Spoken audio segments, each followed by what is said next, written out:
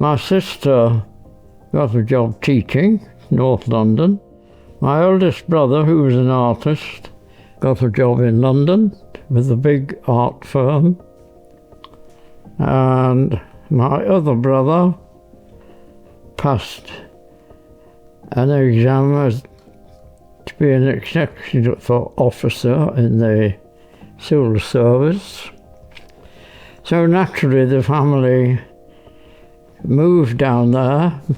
My mum and dad were still living, and of course we bought a house in North Wembley. We had a bicycle between us. And I rode around the countryside and came across Norfolk flying hurricanes and things. And I stayed watching there for half an hour. And I thought, well, that's for me. So I tried to join the Air Force as a pilot. And this was 2 weeks actually before the war started. But they said they weren't taking applicants for pilot. You could be a navigator or an air gunner or engineer, anything but. So I said, no. I knew I'd be in the first call-up group. So 2 weeks later, the war started, and I was called up within a few days. I was quite amazed how quickly they called me up. Anyway, I was accepted as a pilot, and I ultimately became a bomber pilot.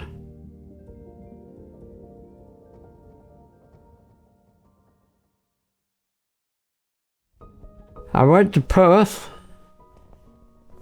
in Scotland, where I learnt to fly on tiger moths, and then up to Montrose, ultimately Lossiemouth, where I trained on Wellington aircraft and became a pilot.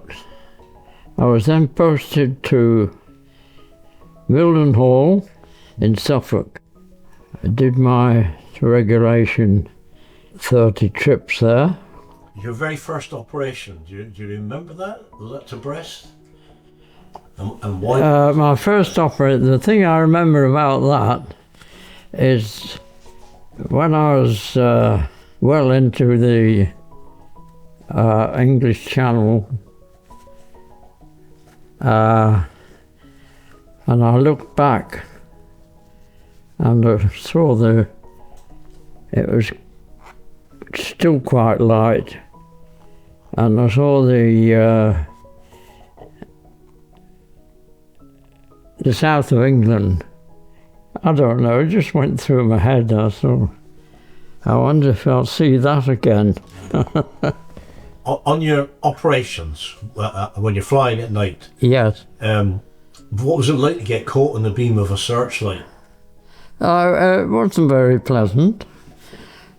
You usually finished down on the deck, hoping that something got in the way of the searchlight beam. Sometimes came back with a few twigs on your bottom of your aeroplane.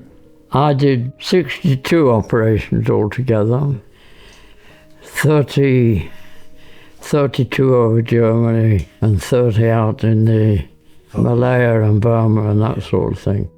We found liberators then from north of Calcutta. We did an 18.5-hour trip, which was the longest at the time. The Americans deliberately went one step further a fortnight later, so we didn't have the record of the longest. Which aircraft did you prefer flying? The Liberator, of course, being American built, had every comfort. The seats were more comfortable and that sort of thing. Mm-hmm. The Liberator was a comfortable aircraft to fly. The upholstery was superior and that sort of thing. Mm-hmm. What was the difference like flying over Germany to flying over Japanese-held territory? Well, we had a few daylight trips, from what I remember. It wasn't so much night flying. There was a bit of anti-aircraft stuff, Yeah. but there weren't the fighters of opposition. How did you pass your time when you weren't flying? What did you do? Mostly at the local pub, but I think we played football. We had a football team. Squash. There's usually a squash court around, or a badminton court. We did sports, keep fit and that sort of stuff. And we did usual things, got the pictures and... Oh, we'd dance every Saturday night, so I knew how to dance, which many blokes didn't. So I was quite popular with the ladies. You got married in 1943, is that right?